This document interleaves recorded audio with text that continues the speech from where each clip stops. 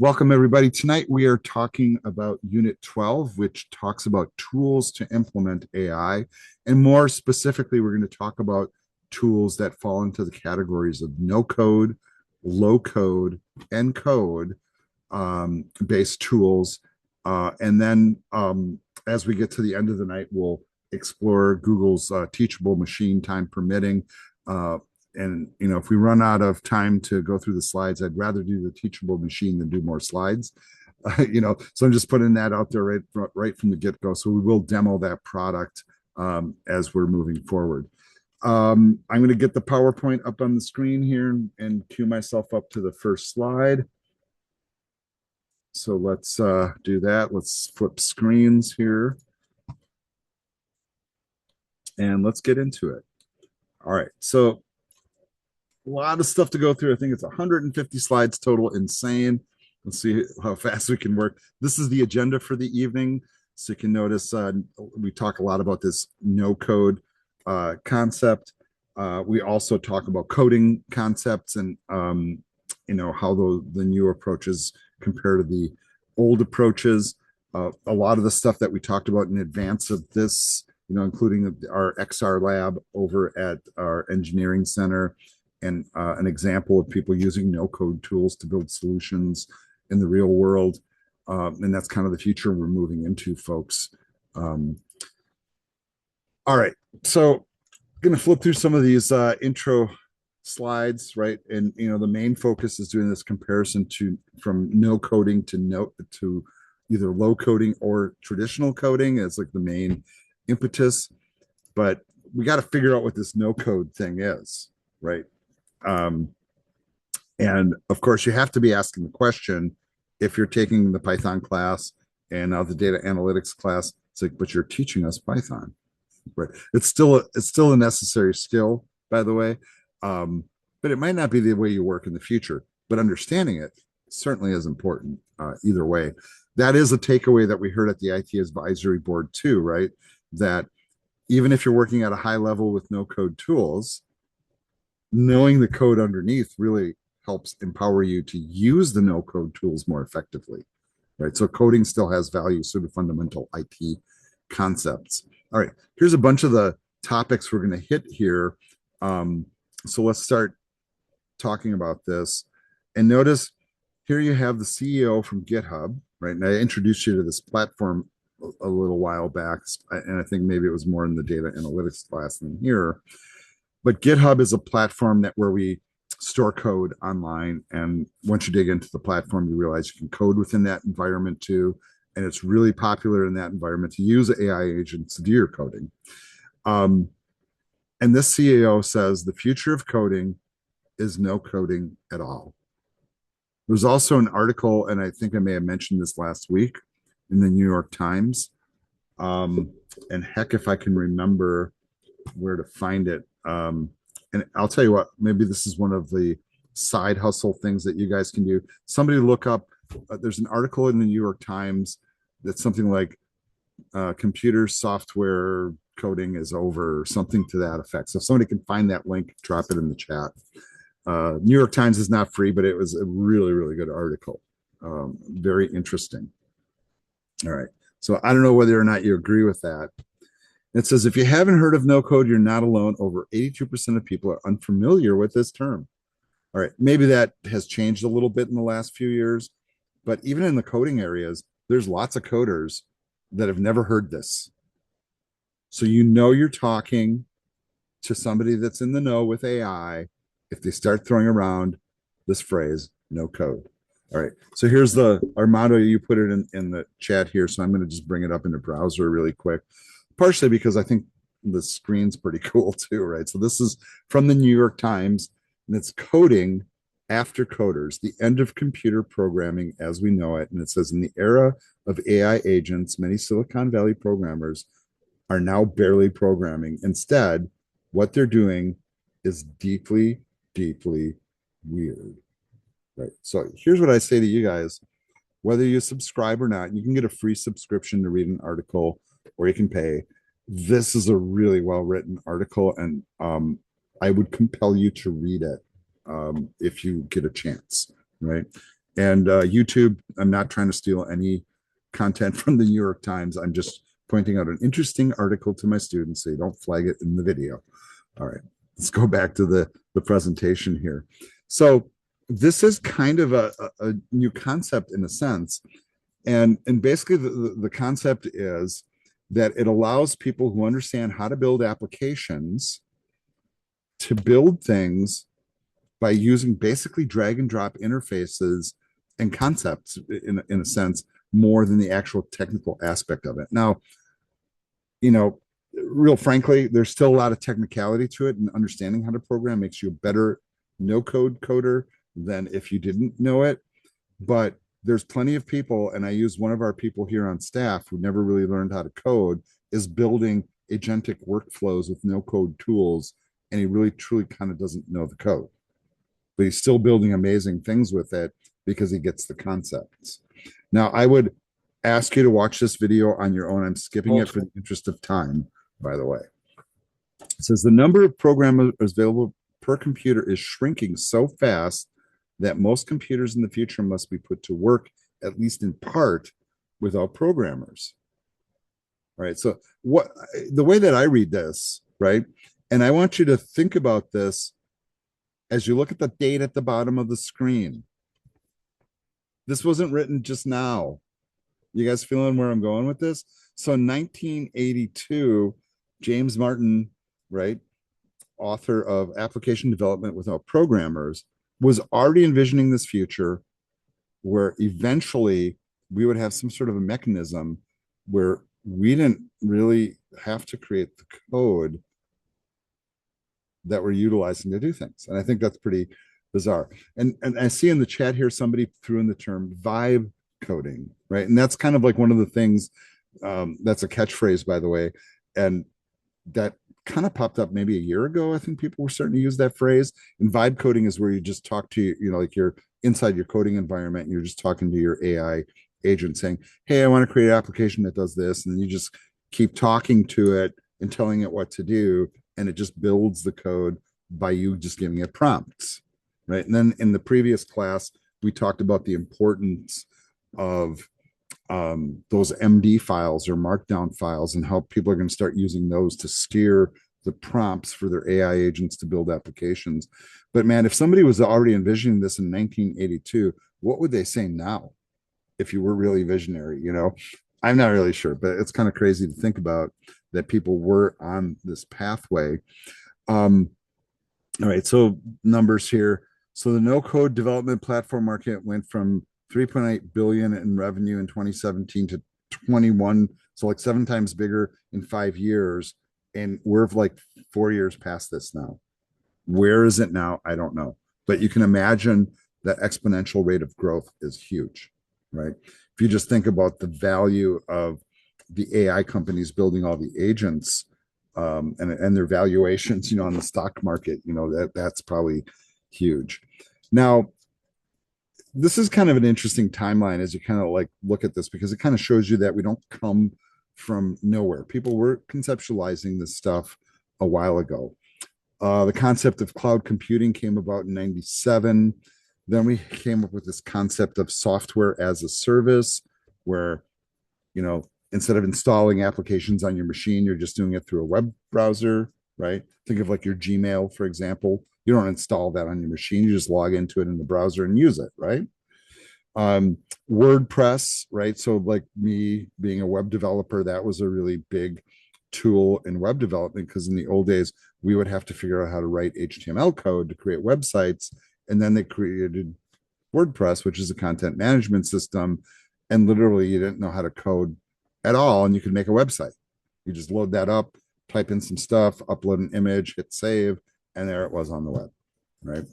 And so no coding has been around for kind of a while, and still to this day, WordPress is the world's most popular way to build websites, by the way, and about half the world's websites are built on that platform. In 04, they had a no code development platform in the work, and it had a presence in the Google Trends software. We started seeing no code form builders being built. And I don't know if you guys have ever done this, right? in the old days when we used to build web pages and we'd put like a contact form on there where people can type into boxes and click a button or a checkbox or a slider. And you see how this ties into data analytics on a GUI level. Um, and then all of a sudden, you didn't have to know how to write code to do that. You would have these graphical tools that would just allow you to, oh, I want a button, you just drag it onto the screen. Oh, I want a slider, I just drag it onto the screen. And that started in the early 2000s, right, where we were able to build graphical things using no code tools. Amazing, right? 2019, it says Shopify launches its no code e-commerce platform builder. So in other words, I wanted to spin up an e-commerce website. All of a sudden, I didn't have to know how to code. Real strange thing to admit, but like when I first started doing e-commerce on websites, I built the shopping cart myself. And then years later, I'm like, oh, I can just get a plugin for WordPress and it just works. I'm like, man, I spent like months figuring that stuff out. And now I just click a couple of buttons and it's there. That's the era that we've moved into. In 2019, the new CEO of Microsoft focuses on no code and low code tools, and notice, to empower citizen developers during the Microsoft Ignite thing. And in truth, if you guys ever get to work on the Azure platform, which is a very expensive platform to work on, by the way, they have all these tools built in where you can engineer solutions to all sorts of IT problems without knowing one lick of code, right? And they call this the Power Platform in the Azure environment. And I don't know if anybody here has ever worked in it or at work or anything like that. Very, very cool tools inside there. Unfortunately, not free. Some of our advisors at our advisory meeting last week were talking about this platform, particularly, I think it was Felicia, the one who was very outspoken, who really doesn't know how to code, but is inside this environment building all sorts of apps, right?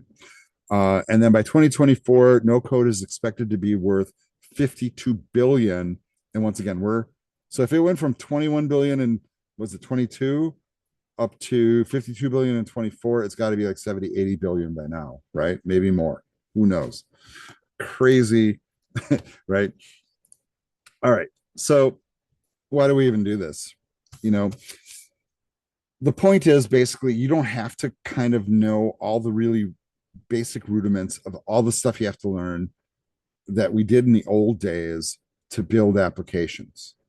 I don't have to learn about memory management and how CPU works and the logic or anything like that. I can just use these platforms without any knowledge and create something and have it work and be satisfied and not have to pay a programmer a gazillion dollars to do it. So that's why, right? The other thing that's of great advantage, like especially if you do know how to code, right? And that's where it becomes even more empowering. All of a sudden, instead of me, like, I use the shopping cart example where I spent months coding this thing and it really wasn't even that good. And then all of a sudden I got a plugin. All right, well, now I just throw the plugin in. Why would I ever code it by hand ever again? Right? Never. That's what it brings. So super fast, accelerated application development and delivery, right?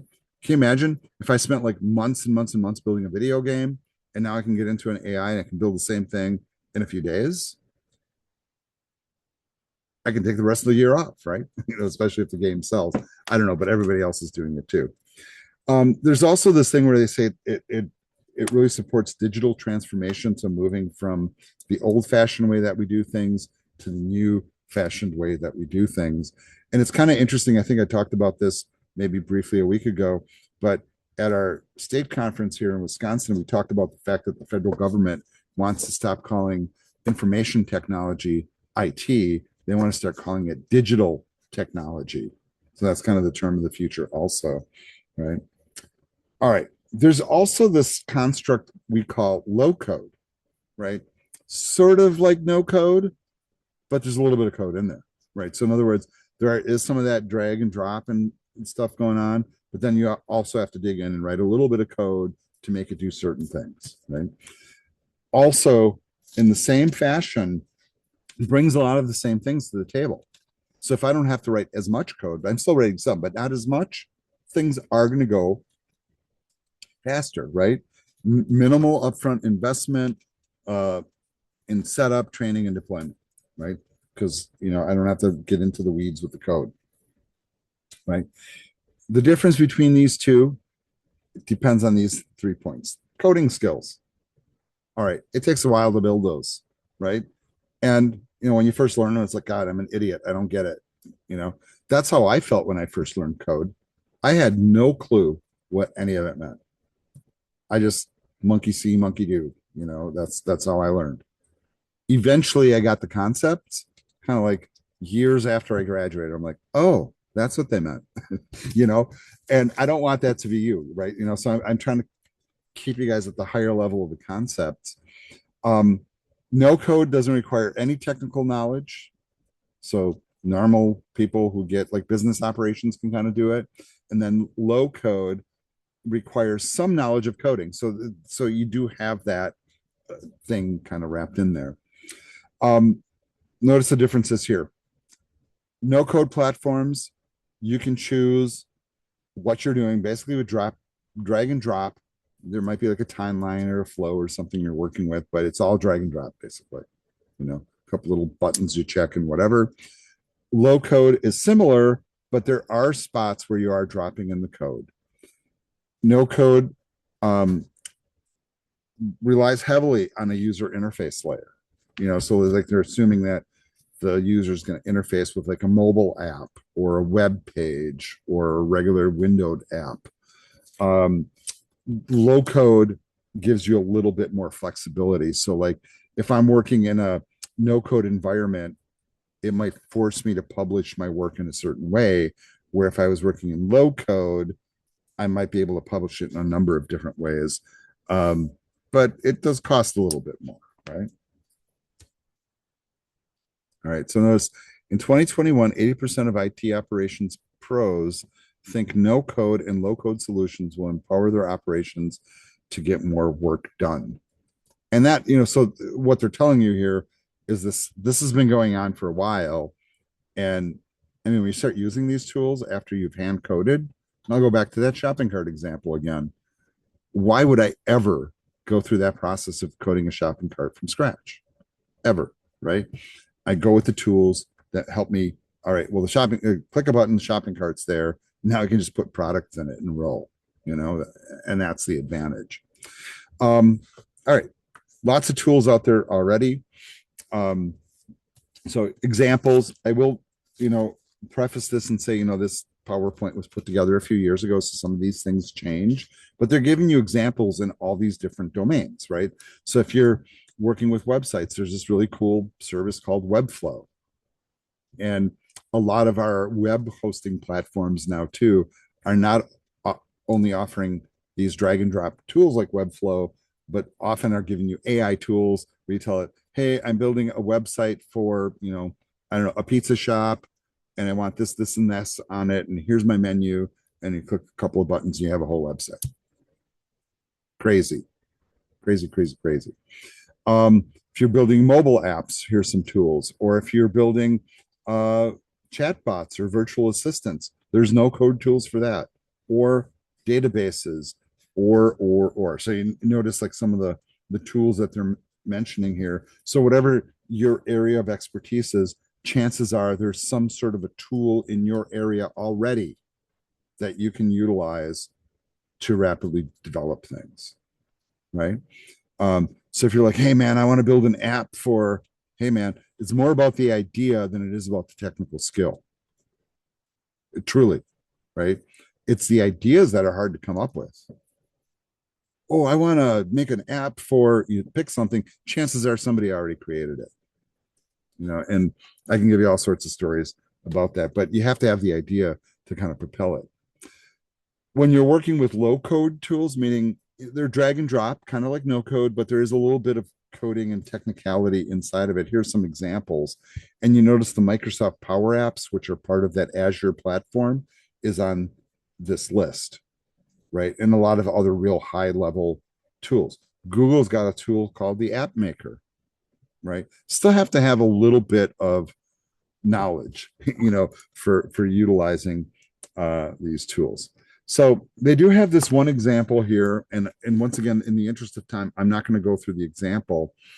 Um, but there is this platform called Open as App, and what this basically does is it allows you to take tabular data, right? Data analytics people, you know what I'm talking about, right? Spreadsheets, basically, CSV files, information that's in rows and columns, right? And you can feed it into this platform, and notice, they'll accept files from Excel or Google Sheets or Salesforce or whatever databases, right? And you can use that to build an app that sits on top of your data and interfaces with your data. And there's a video for it too. Once again, I'm not going to demo this stuff. You guys are adult enough to read up on it, try it, and watch the video on your own. Yes, yes, right. So that we can move and get through these slides. So they have some quiz questions here, and I'm just going to rifle through them really fast.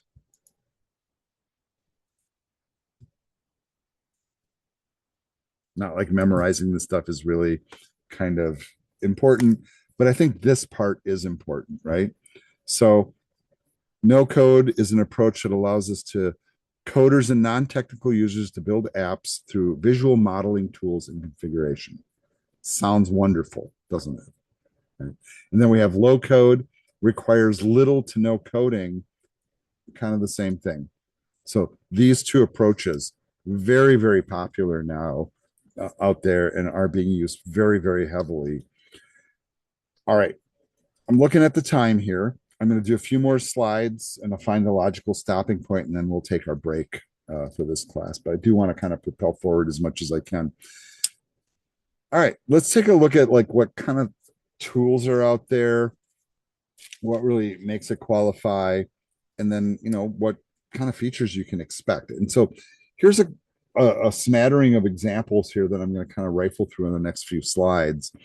And I want you to notice that with each one of these that they're bringing up here, what they do. And once again, I'm not going to reiterate all the stuff on the slide here. You guys can read that for yourself. But notice some of the tools that they're mentioning. Clarify, big computer vision tool. We have Create ML and Google Auto ML. And Google has done some very impressive things in the cloud. And of course, ML stands for what, folks? Machine learning platforms, right? And we'll play with Teachable Machine later, and you'll see one in action. Some more Data Robot. And notice how long some of these have founded in 2012. It's been around for a while. And notice like Data Robot's a really cool one because predictive models, open source algorithms, it works in the cloud, on-prem. Yeah, so a very powerful tool. And notice some of the other ones here. Levity, Lobe by Microsoft. And notice what this one does. It does image classification. And that's kind of what Teachable Machine does. And we will play with that. Here's some more. MakeML, Monkey Learn, NanoNets, right? And as you look at these tools, I want you to look at kind of what they do. Like NanoNets is all about computer vision, for example. Here's some more tools, and the one that's at the bottom of the list here is the one that we will play with a little bit tonight. There's also, Runway ML is a pretty decent tool too, and some of you may have played with this if you ever, if you look at like what it does there, focuses on creative work, interacting with images, videos, text, latent spaces, etc. And so this is like you want to create that like deep fake video of yourself on your head on Trump's body or something, that might be a tool that you use, just putting it out there. All right. So what makes it qualify as a no code tool ultimately? We can build solutions from scratch where in the past it may have required a bunch of engineers to build it, right? Creates value for users and companies of all sizes, right? So like if I was a private programmer, I can do stuff. If I was working for a big company, I can do stuff, doesn't matter. And often people that don't know how to get into the nitty gritty of the code can use it. And that's important. And I know this is kind of like repeating over and over, but hey, we're trying to reinforce this concept. Most no code is drag and drop. Most of it usually has some sort of a data connection, right? Think back to our previous topic from last week. What was the topic? Data is the fuel for AI. If we don't have data, we don't have AI, because the AI needs to be trained. Data is what it trains on, right? Um, okay, what we call UTB, right? Out of the box functionality. I don't know if you really say it that way, which means I pull it out, start using it, and you're up and running. There's not really much you have to do. It's like just, you know, you know, take the pizza out of the wrapper from the freezer and throw it in the oven, and you got a pizza. There's not really a lot happening there. There's no building you have to do. Um, it's also reusable, right? And so this is really kind of a big aspect of this. And notice they say it's a major aspect is that often they have you or provide you with things that are pre-configured, like, okay, this one creates a web page, and this one pulls the data, and this one creates the visualization. You just move a couple boxes around and it does all that work. You don't have to, you know, build any of that from scratch, right? And that is really an important part. The visual interface part of it is really huge too, right? Because when we're thinking about application building and we're thinking about graphical applications, right? And here's the correlation again with data analytics where we're doing that. We think a lot about the user interface and what the user is interacting with, right? Like think about like when you go to a web page, what are they putting up on the screen? Why is that what they're putting up on the screen? Have you ever gone to a web page or brought up an app and like, this makes no sense. I don't know where to find anything. Or you go to a website and it's super clear, right? So the visual part of it is very important. The other thing that's kind of interesting too is a lot of these no code tools are built from the beginning to be cross platform. The one thing that you guys really truly are not facing, like when I first learned how to code, I had to learn how to code on a Linux server. I had to learn how to code on an Apple computer, and then I had to learn to code on a PC. And if I write one program, even if it was on the same language on a Windows machine, I couldn't move it over to a Macintosh and run it. I'd have to rewrite the code. It was just, not convenient. Today's no code tools, it doesn't really matter because most of it goes through the web or goes through our phones, cross platform. It's wonderful. We don't have to worry about anybody being excluded, right? Um, Another thing is the management of the life cycle of an application. So this goes back to all the project steps, right? Um, we still go through those project steps, but we tend to go through them faster because we're not hampered by the nitty gritty of writing the code, right? The other thing is if you're working in a no code environment, often you can kind of snapshot where you are. And if like you made a change, you don't like where you're at, you can step backwards and go back to where you were, right? That kind of thing. Because no code platforms typically we're building things in the cloud, it's super easy to scale. So if I build a no code solution in the cloud and then I want to deploy it for my entire organization instead of for a couple of people, it's on the cloud. It's really easy to do. You just ramp up the resources, more CPUs, more RAM, more storage, whatever, more bandwidth, and you're up and running and you can propagate to the world, right? And so the scalability becomes really, really easy as well. As there are for coding communities, there's no code communities. There's a lot of people where people are way into this, right? And you can explore these platforms and people collaborate like crazy and share solutions. And so if you can't figure out a solution, maybe somebody else can. But that collaboration piece is really important in this whole world of open source that we live in these days. And you know what I find really interesting about this is because there's not such a high barrier to entry like where in the old days. Like if you wanted to get into a coding community, you probably have to be like a coder for like 5 years or something, and then people would take you seriously. Now that's not a barrier anymore. You can kind of get into these communities really, really quick if you kind of get the concepts. Um, and the communities often do this kind of stuff. You know, um, they share, especially the open source communities are really, really big about sharing. Um, man, I mean, it's like the whole YouTube world that we live in now. It's like, how do I?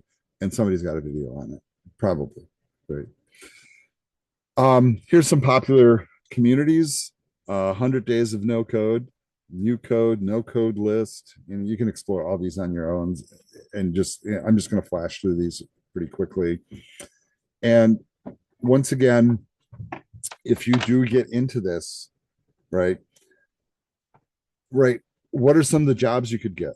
Right. Well, developers would still be a thing, right? So even though you're doing like no code or low code, you could fit into any one of these categories. But I do want you to notice that some of these are traditional IT kind of jobs, and then some of them are more kind of business oriented, right? Like business operations or a process designer or whatever. All of these types of careers can kind of flow into this no code environment, right?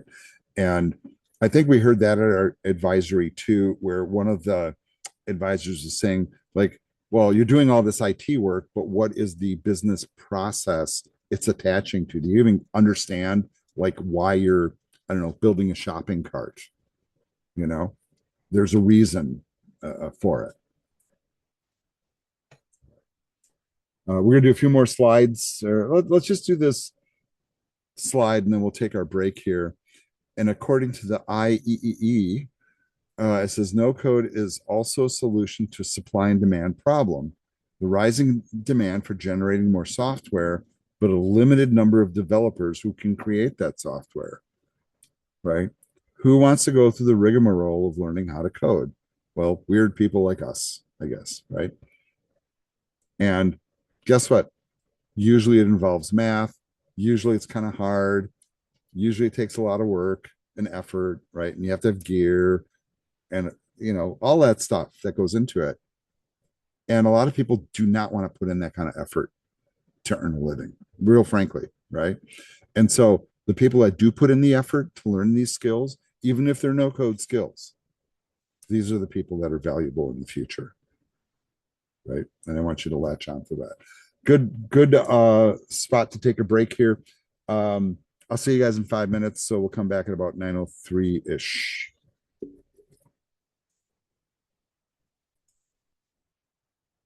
All right, we're back from break. And let's move on with the slideshow here, folks. All right. So here's some examples of use cases for no code environments. And notice here, checking documents, customer insights at scale, categorizing Instagram photos or check onboarding documents, that type of thing. Categorizing email, filter startup databases, content moderations, insurance claims processing, something you probably don't want to hear typically. But there are all those types of tools already in existence and really truly being used already in a lot of platforms. You just don't realize that they're even behind the scenes. Now, knowing how to code is wonderful. Not knowing how to code can also make you productive, though. And this is kind of a weird world that we're going into. But notice that you can also take generative AI and kind of apply it to a lot of these things too. And they're pointing out data entry, code generation, and testing. And a lot of us do this already, right? And I've even like demonstrated these things. So when you take low code or no code, combined it with a Gen AI, well, then it leads to no code, right? So like if you have some concepts, get your AI working on it. All right, well, that's kind of the same thing, right? Like even if I'm like in a coding engine doing it and I'm asking the AI to generate the content, okay, well, things are going to happen faster. That's going to lower the cost. In some cases, it might improve the quality. I was questioning that one a little bit. And then more agile, absolutely. You can really kind of pivot a whole lot faster. There are some platforms, right? Here's one called Bubble, right? Where they have this like total drag and drop interface where you can build all sorts of apps and stuff, usually pushed out to the web. So that's a platform that you can explore. This is one I think we play with. I forget if it's in machine learning or the other class, but anyhow, but not only can you build the app there, you can deploy the app from there, and then you can do what we call workflows, right? So this is kind of like what I was demonstrating like before class, how David, who runs our lab, was building workflows where it's all these logical steps like get the data from the robot, filter the data, clean the data, make a visualization out of it, put it into the database, look for anomalies, all that kind of stuff. We think of those as kind of like workflows. And when you work in a drag and drop environment like that, that's kind of like how the workflow goes, right? You think on that high level as opposed to the mechanics of how you get every step to work. All right, quiz questions. I'm rifling through them really fast, but there's the answers if you guys care. Right. Key takeaways. All right, and moving on. I said I would go fast, right? Yes. Like, because there's a whole lot of slides. We're on slide 72 out of 150, so we're not even halfway there in principle, right? Actually, we are because we're not going to get quite all the way through anyhow. All right. Coding is still a thing, though, right? There's a reason why we're still teaching it to you. And let's talk about that. So, what is coding? Oh, all right. It's computer programming. Watch the video. BBC will tell you what it's all about. But when I first got into it and I took my first coding class, my instructor said to me, it's just a dumb machine. It doesn't know what to do. You have to tell it. And how do we do that? We write computer programs, and the computer programs are an instruction set that tell the computer how to perform certain tasks. So that's what we call coding. There are many coding languages, and coding is important, right? And notice how it echoes exactly what I just said. You're giving a set of instructions to a computer, what actions to take, writing codes like creating a set of instructions. It powers our digital world. Absolutely. Think of all the apps you use on a daily basis. Somebody had to create that. The operating system that's running your computer, the apps you use on your computer, your phone, your game system, all of that stuff is driven by code. Any device that you have that has microprocessors in it, and they're kind of given like every website, app, calculator, even your microwave might have coding inside of it to make it work. Heck, your cars do too, right? So many devices rely on coding. All right. Okay, so this becomes a question now, and it's a valid question. Do I really need to bother learning how to code? I mean, because AI is here now. Like, why am I wasting my time? I think I already explained this because the people who get the code and know how to work the AI, those are the ones employed in the future because there's still fundamentals at play. True, others will come in later who only create apps with AI, but then when things break and they need to be fixed, they're going to come to us, the coders, to fix it. And guess what? You'll get paid big bucks in the future, I'm guessing, for that kind of stuff. Right.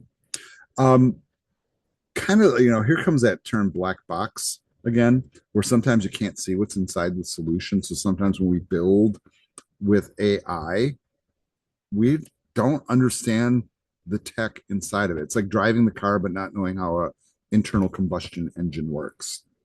All you care about is it gets you there. But then when it breaks, then what?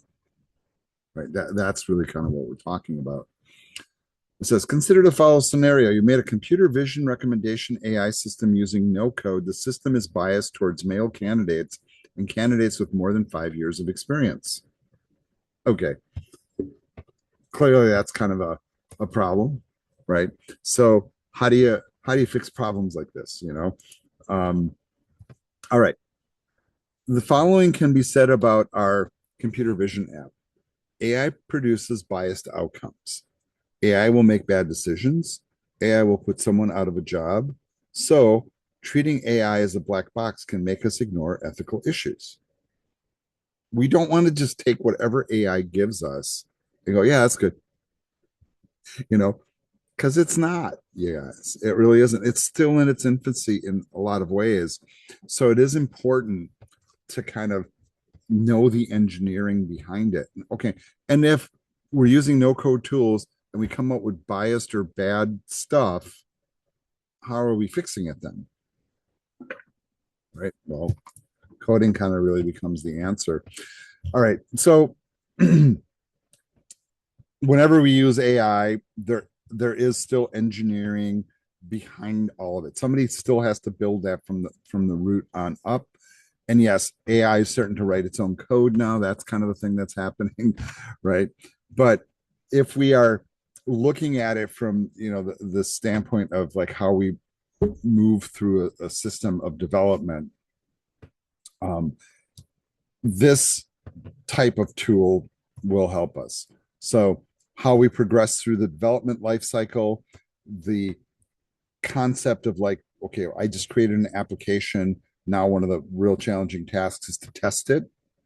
And this is kind of weird, but like in coding, and you guys probably haven't gotten to this level yet, one thing that you do is sometimes you write computer code whose intent it is to test the computer code I just wrote to make sure it's working correctly.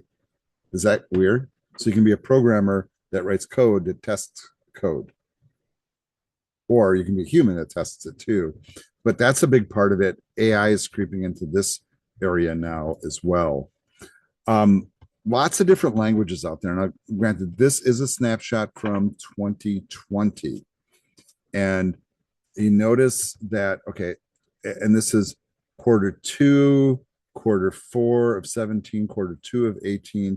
So it's like a 2-year snapshot here and shows like the change of language popularity. So you notice how like JavaScript is growing, Python is growing, and some of the traditional languages also growing, but that is at fast a rate. Like in the old days, if you would look at a chart of what's the most popular programming languages, usually you'd see like Java up at the top, and then like C and C++ and C sharp, and then other languages. But man, Python, I'm going to bet if you did the same search now, and somebody look this up, what's the most popular actively used programming languages? I'm going to bet Python's probably at the top now, or maybe this chart would be similar. If anybody has a link, go ahead and share it in the chat. Go ahead and take some look. All right, but when it comes to data scientists, which are the people that are typically building AI, look at the languages. Python, right? Yeah, almost all of them are using Python. People also learn SQL because that's where the data comes from. The data is in the databases. So to get the data, you need to know SQL to extract the data. And then there's the other language called R, which is a variant of Python built for doing visualizations that we also teach in this program. So you guys, I forget if you will study that in the, I think fall semester is when that normally comes up. So we have a standalone class in the R programming language, very high demand language, by the way. But data scientists, these are the languages they typically learn. We teach all of those in the program. Armando just put this link in the chat. And there you go. JavaScript, HTML. Okay. Not so see, I'm going to argue with this. Not really a programming language, not really a programming language. Okay, whatever. All right. But JavaScript and Python are still at the top. And you see all these other languages here that people know. And wow, there's a lot of them. And yeah, in fact, I did a slide in my Python class in the Kahoot where I asked my students how many programming languages are there or something to that effect. And there's over, I think there's like hundreds and hundreds of programming languages, hundreds of them, right? And we just learned a few. Okay, why do we do Python? Okay, here we go. Easy, expressive, open source, high level, portable, object-oriented, extensible, embeddable, interpreted, large library, GUI programming, dynamically typed. Okay, all that stuff that you're like, what does that all mean? I don't know. But these are all true about it. The only one that's kind of weird to me, coming from a traditional programming background, is number 9. Because in the old days, when we would write code, we wanted to compile our programs, meaning we write our code, we debug it, it works, and then we turn it into an executable file or an app file, and then you can never see what the code is on the inside. Python and JavaScript, very interestingly, are what we call interpreted languages. They don't turn into executables. It's just a set of instructions. Interpreted languages, however, and this is a really important however, are slower than compiled languages when you're running them. So it's not unusual for people to develop, for example, in JavaScript and Python. And then when they push it out to production or push it onto a device, they have translators that convert it to like C and C++ and C sharp, because those are executables. They run faster on the native hardware of whatever platform they're going to. So kind of things to keep in mind, right? So traditional languages don't go away, but Python, hey, whatever. Lots of really cool tools for Python. Of course, Intel is pushing their OpenVINO platform, which is a visualization platform. They have a really high ranking, with this organization here, and I forget what this acronym stands for, but you can look it up. And Python, it says, is better for deep learning and deploying AI models, which is why we learn it, right? Here's how we use it. And notice the things that are at the top of this list: AI and ML. And of course, deep learning goes with that too, and computer vision and all that stuff. Data analytics, visualizing data. We can make applications. We can create websites. We can create games. We can do financial things. I mean, come on. We can do everything with this language that you can do with any other language. And given that AI is as hot as it is and data analytics is as hot as it is, I mean, this is the language to work with, folks. Right now, this is kind of it, All right, moving past these questions here. Now, when you are building an app using traditional coding approaches and you start comparing it to no code approaches, there are some significant differences. So, for example, if I was building a regular AI app and I was going to code it, right? And we will do some of this stuff, like the traditional approach at the top, especially in the machine learning class. Get our data, we figure out what features we're looking at, we pre-process things, we try to figure out which models are the ones to use or create. We tune our models, we train the models, then we deploy them, and then we take that model and implement it in a workflow to do something. But there's a lot of work that goes into getting there, right? No code process. All right, gather the data, do a little drag and drop, train the model, we get some results, and it's into the workflow. I mean, we just took like 5 steps or whatever out of the process. And of course, it's going to go faster. Of course it is, right? All right. There is some advantage to the traditional approach, though. That's why it still exists, right? Otherwise, we would just immediately eliminate it, right? We, in traditional programming, there's a way to do anything you can possibly imagine. That is not true with no code, not yet. Right? So with no code, we can only drag and drop things that are already pre-built. What if you need a new thing to drag and drop? Well, you have to build it. How are you going to build it? With regular code, if you code from scratch, you completely own it. And you know what? Traditional development does have established processes in place, whether it's waterfall, which is the system development lifecycle, or agile, those types of approaches. There's systems in place that have worked for years. Companies have used them forever, and they continue to use them because they work, right? However, traditional coding costs a lot of money. The developers cost money, the tools cost money, takes a lot of time. One great example, like when the healthcare.gov website spun up, and I forget when that happened, quite a while ago now, but they made this estimate it would cost X amount of dollars and take a year to build, and it ended up taking 3 times as long and costing 5 times as much as what they originally planned, right?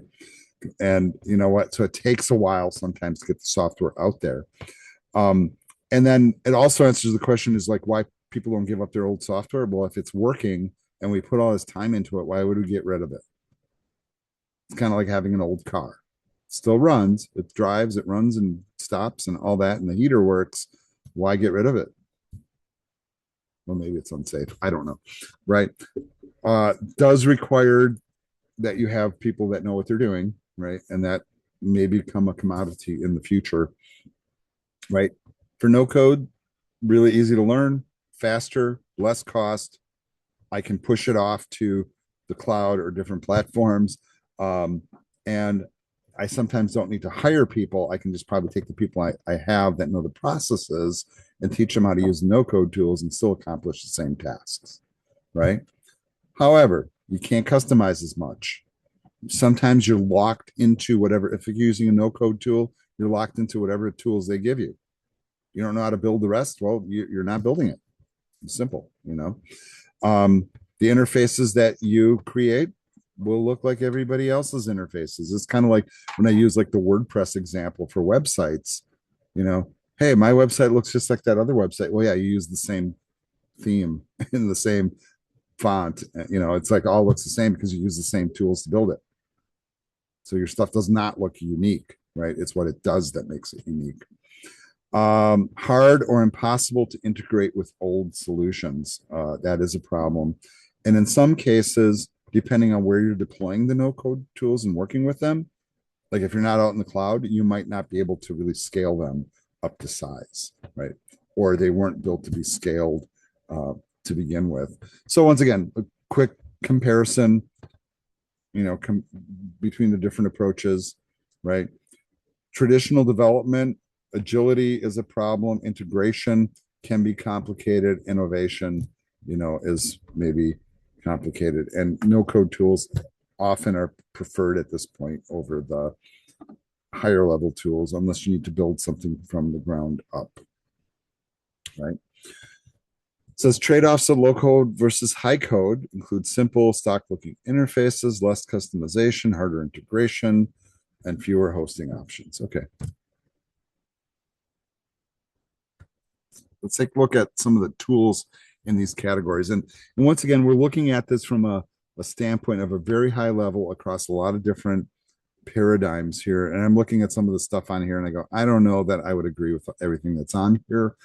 But, you know, a no code tool, you know, I used WordPress as the example, so I'll just kind of stick with that. So building a website, that's one of the go-tos because it's really easy to spin up a website quickly.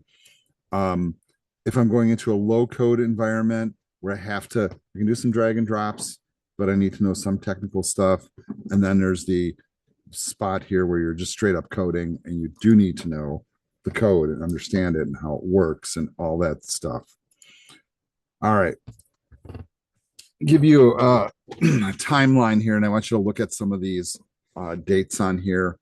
So Tim Berners-Lee invents the World Wide Web, and really the first web browser and this concept of what the web even is. Sorry, it's not Al Gore. It is not, right?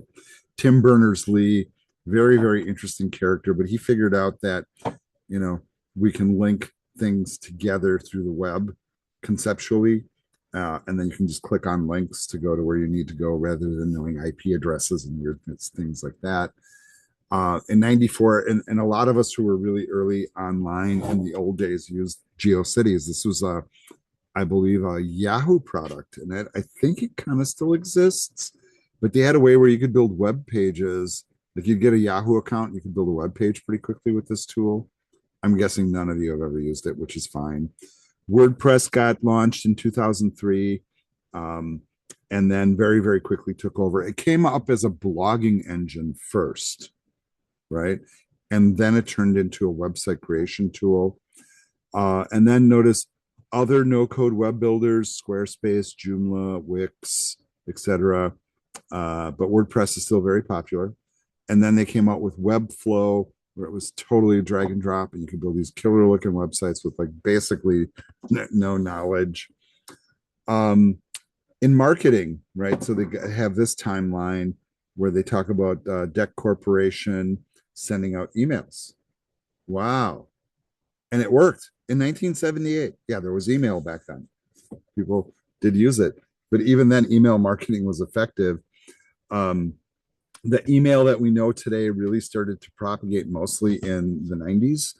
And then we see tools like MailChimp, right? So you can do like newsletters without knowing how to even create an email, pretty much. And other tools like this. I'm going to try to rifle through these a little faster now.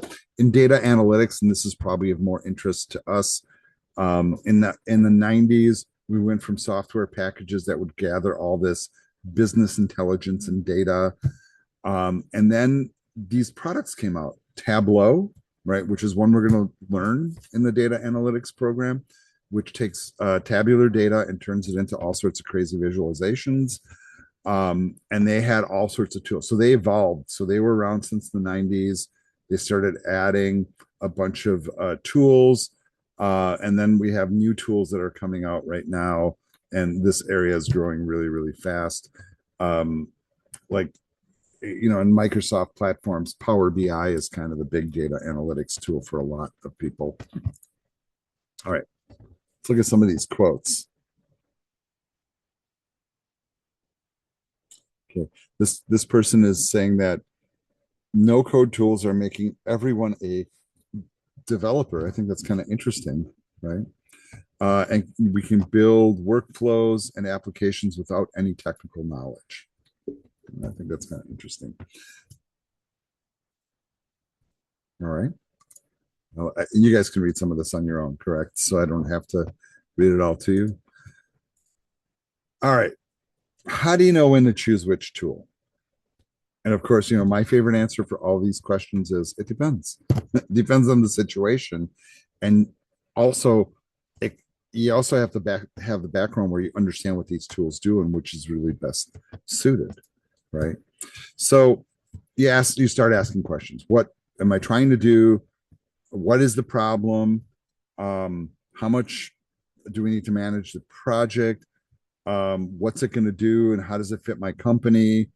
And does it fit what we're doing? And is it a strategic choice that will be valuable in the long run? You have to answer all those questions. You don't just like, hey, I'm going to build an app and you just start like pick something and go. You got to like dig in and figure it out a little bit.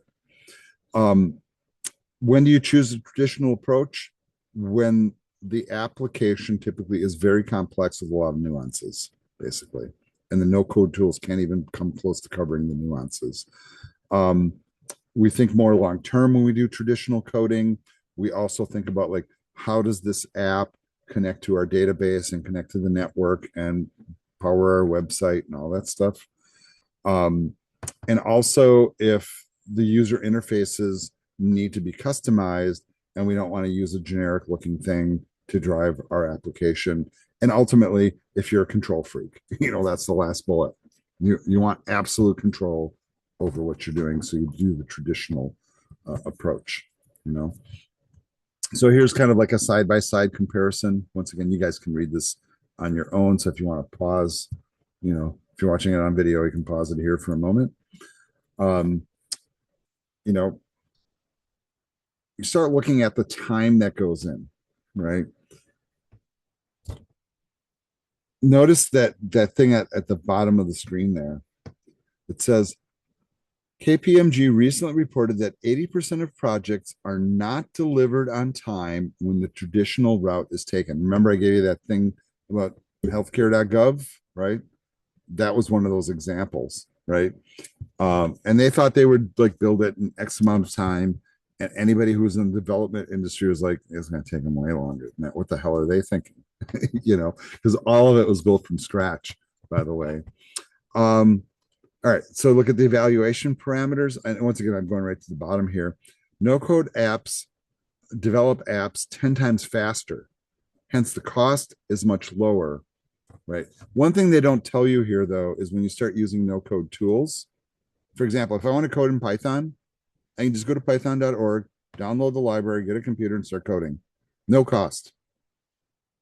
If I want to use a no-code tool, they're not throwing this into the mix. They'll give you a free trial, and then you got to pay. And sometimes the amount is really big, especially if you scale it and push it out and host it. So keep that in mind. Complexity, right?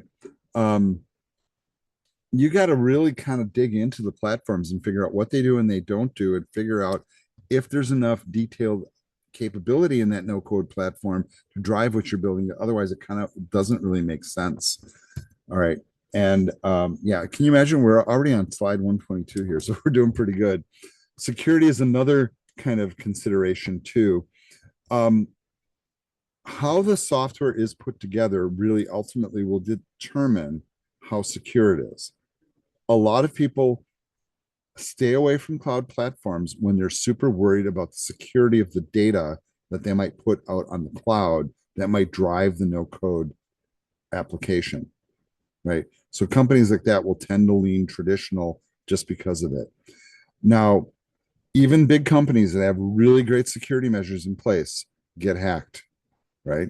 So it is a thing to consider. So if your data is like super valuable and your whole organization relies on the security of that data, you probably will skip, especially no code hosted stuff, right? We also look at agility. Traditional apps are not agile. I'm going to argue that a little bit because there are agile techniques that are applied, but no code apps are highly agile. So if you try something that doesn't work, okay, well, I'll drag and drop something else in there. Bingo, you're up and running. You try something new.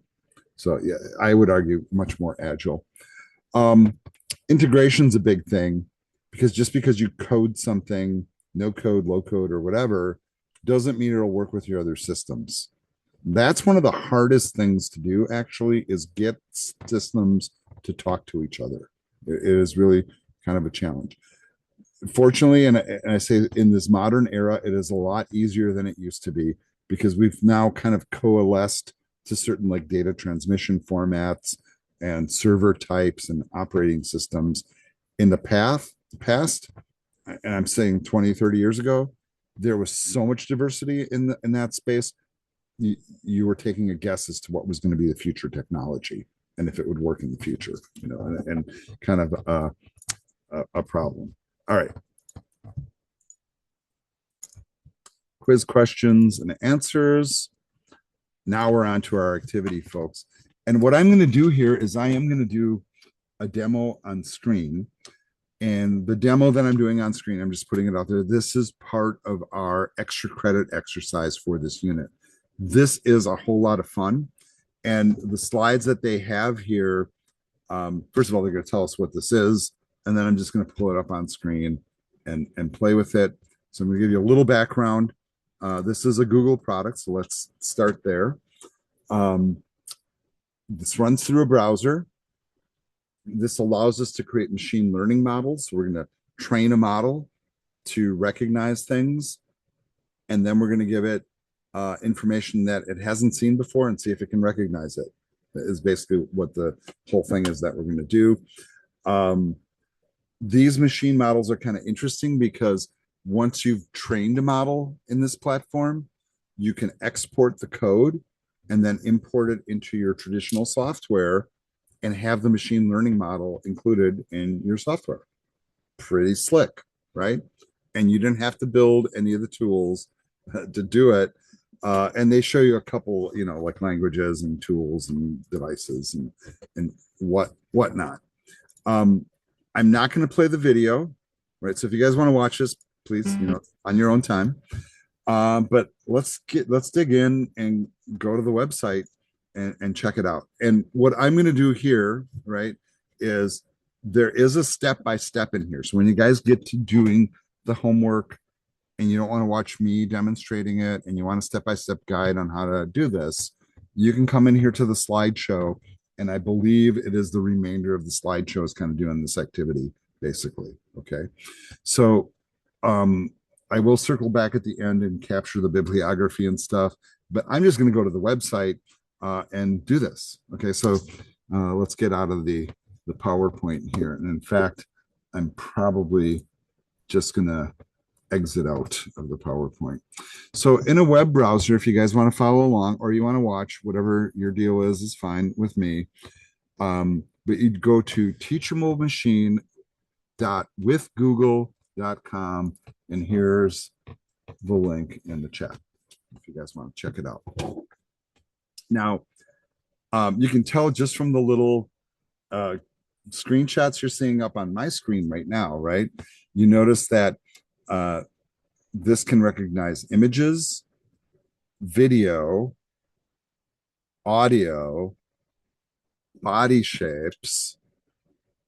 And really what we're dealing with here is computer vision software ultimately that can recognize things, and we can train it.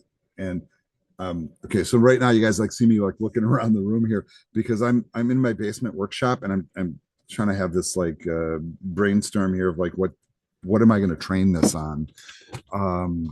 And I like I said, I did this goofy presentation for high schoolers, trying to recruit them into our program. Basically, hey, study AI, and I showed them this tool, and man, all I had to do was show them the tool, do a little demo, and then I just stepped away, and they were just like rolling with it like crazy, as you would imagine. So I'm going to try to have some fun with this. So let me just go ahead and I'm going to click on Get Started, and you'll notice that there's different things here. Now, if you do this, especially if you do the image or the pose project, you have to have a webcam on your machine that's active, right? Now, what might happen for me, and I'm just putting it out there as I record this video, that the browser might try to grab my camera, so I might have to disable my face in the video in Zoom so that the browser can use the camera instead. And I'm not sure if this environment will allow for it. We'll figure that out in just a second. I'm going to choose an image project because to me that's kind of like, I'll just call it like the standard project, type. And let's go ahead and click that. And I want you to look at the two options that they throw up here. One is a standard image model, and that's the one I'm going to use. Or if I plan to use this image model on like it says a microcontroller, something like an Arduino or a Raspberry Pi or some like micro computer system that processes images. And I want you to notice that here we are dealing with images with these pixel dimensions and in color. And this one deals with grayscale images. All right, so I'm going to choose standard, and then here's my interface. Okay, so this is really pretty cool, folks, because this, in essence, is a no-code machine learning model building tool. All right. So what I'm going to do here, and I'll be real frank, I'm looking around here trying to figure out like what am I going to model here. I have a couple of ideas. Okay.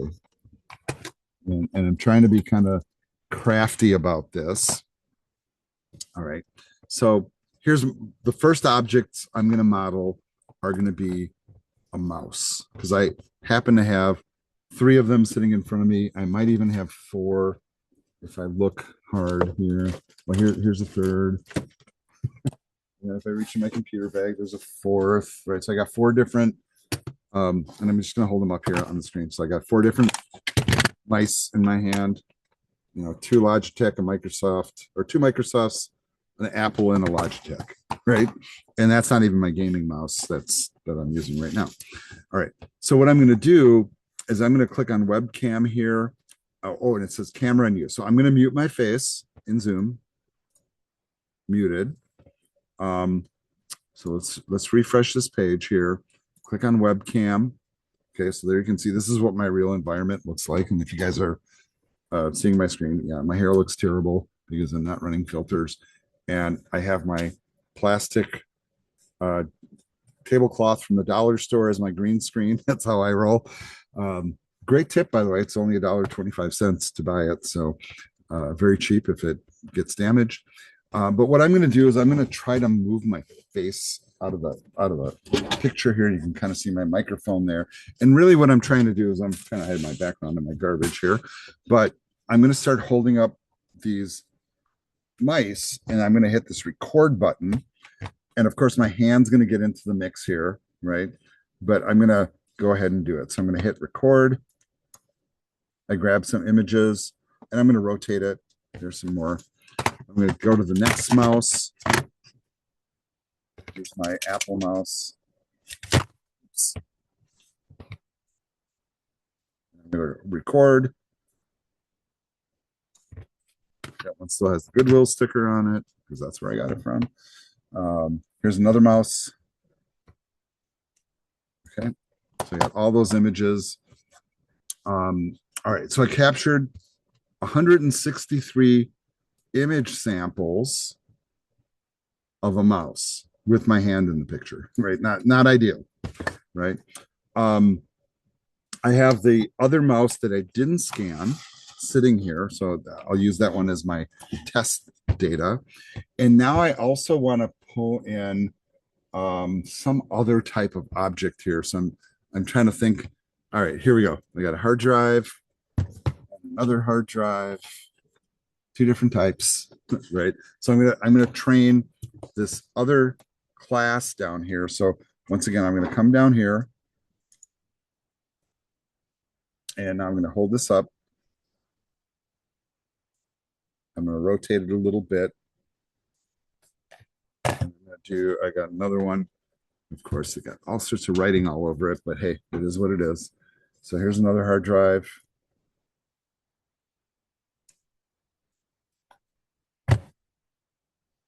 And I think that's what all I'm going to be able to do here.